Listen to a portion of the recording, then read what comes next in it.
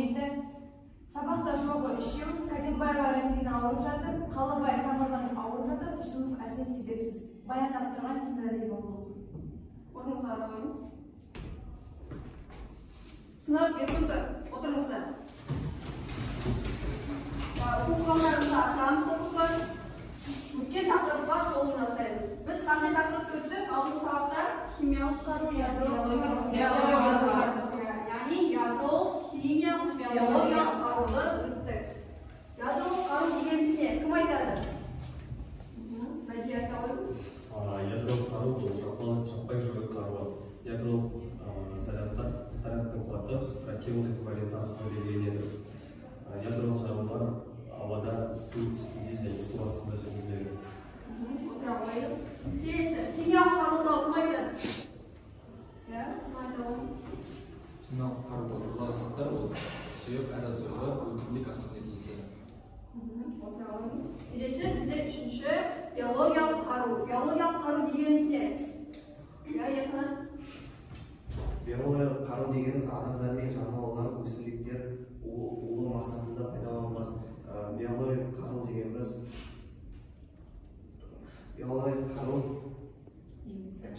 кейбір қарулардан өте зиянды қару болып келеді. Биологиялық қару ең бірінші қай жерде жүзеге асырылған? Кім біледі тарихы? Айта қойыңыз. Биологиялық қару ең бірінші Германияда пайдаланылды және оны 1972 жылы тыйым салынды қолданылған. Яғни Біріккен Ұлттар ұйымы тыйым салынған. Биологиялық қару бірінші дүниежүзілік соғыста Германияда алғаш пайдаланылған. Бүгінгі біздің тақырыбымыз тыныс алу мүшелерін қорғау құралдары. Тыныс алу мүшелерін қорғау құралдарынан бізде газ тұндырғы, яғни контейнер газ, сонымен қатар респиратор, сосын бізде қолдан жасалатын дәке мен тамшықтар жасалынады алғашқы көмек ретінде. Газ тұндырғының жалпы құрылысымен танысамыз.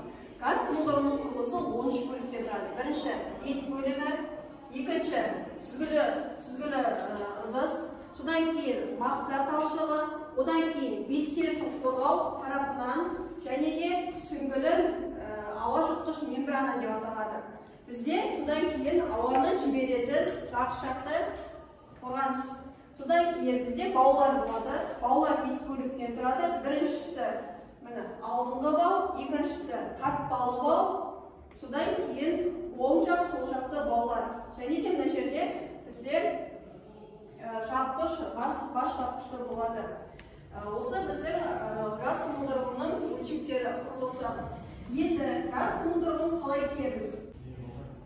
Енді біз қазір газ тұндырғын кию ережесімен танысамыз.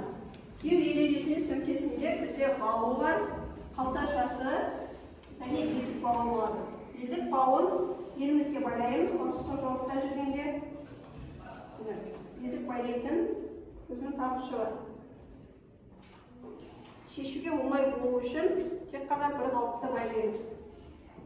Енді газ тұндырғын қалай киеміз? Сол қолмен астын ұстап тұрып, оң қолмен іргегін ағытып, ішіне газ тұндырғыны астынан ұстау арқылы аламыз. Газ тұндырғы киген кезде тартқыш бауымен иекпен киеміз. Оқушылар, енді біз газ тұндырғын кию ережесімен таныстық. Бір оқушы келе қойыңыздар. Отырыста аламыз.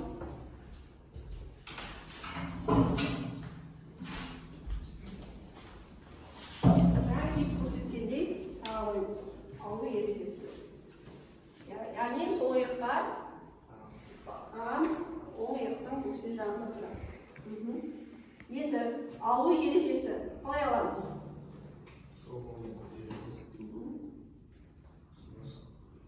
Үйін ашамыз. Енді иықпен киеміз.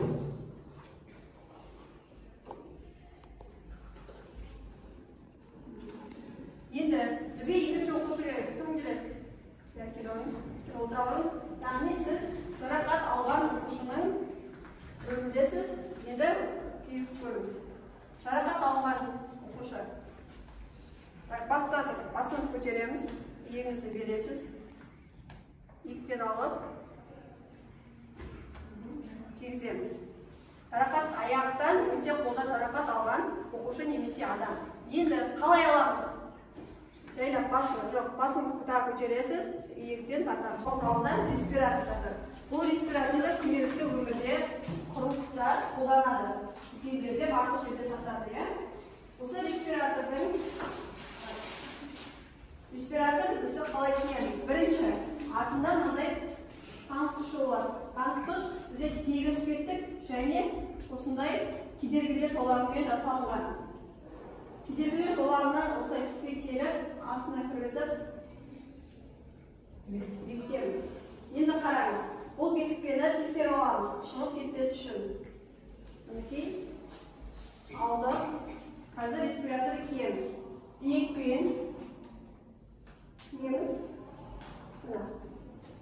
Алды артына кигізуді. Көрдіңіз ба?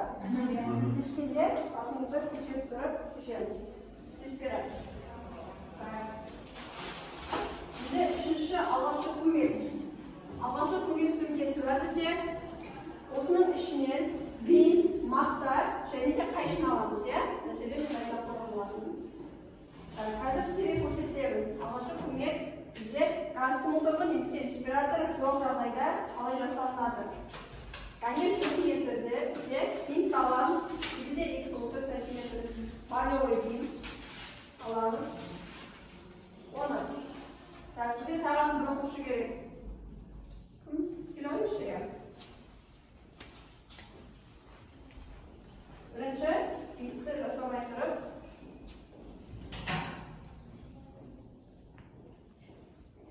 бас мөлшерін анықтап аламыз. Бас мөлшерін. Келе ойыңыз.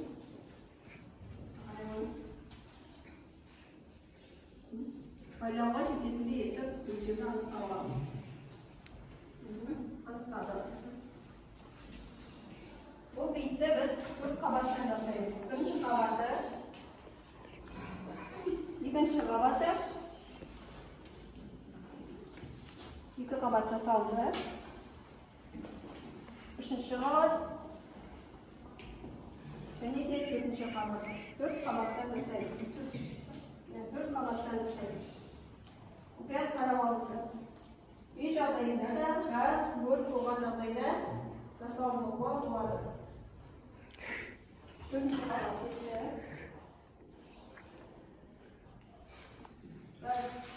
Бізде мақта. Бұл мақта бізде 25 мақта.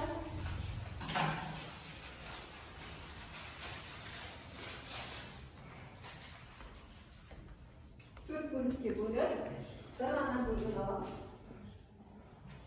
Төрт бөлікке бөліп, бір ғана бөлігін аламыз.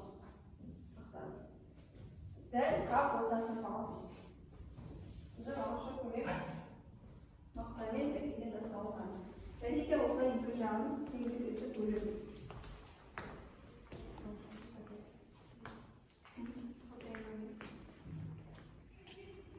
Екі жағын бөлеміз. Тепе теңдік сақтап. Жағымыз.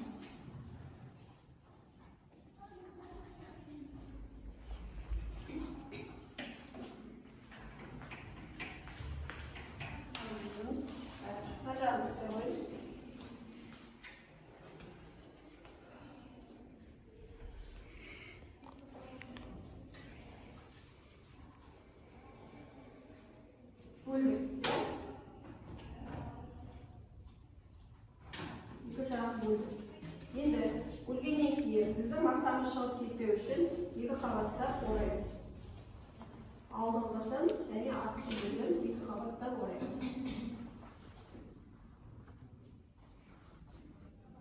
Отыра шала қойыңыз. Екі қабаттап ораймыз.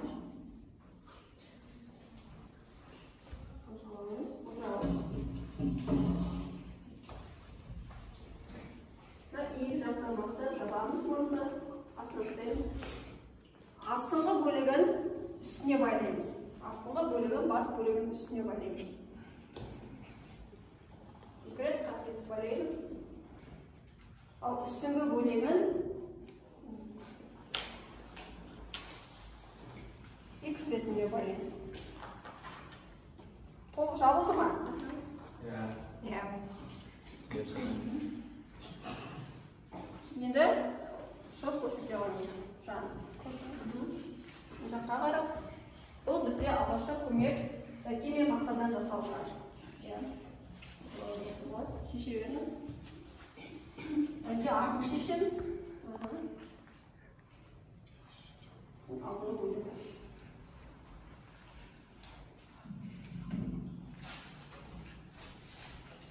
Şimdi kovan kuralları size bizde 3 büyüklük var. Birincisi qanday? Gaz motoru, yani rakiogaz.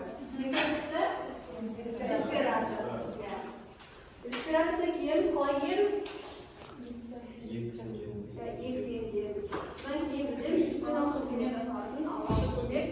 Әркім өз өзіне жасай алады.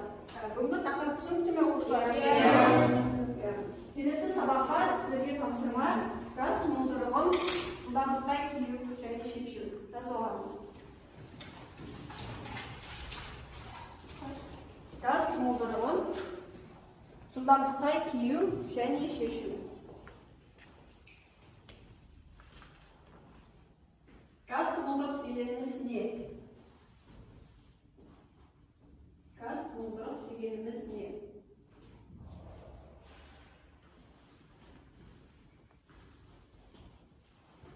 Gaz тұмылдырығының ережесі. Үшіншісі газ тұмылдырығының ережесі.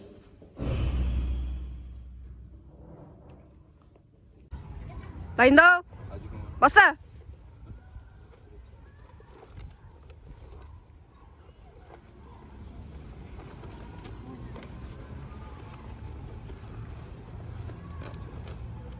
Дайындал. Баста.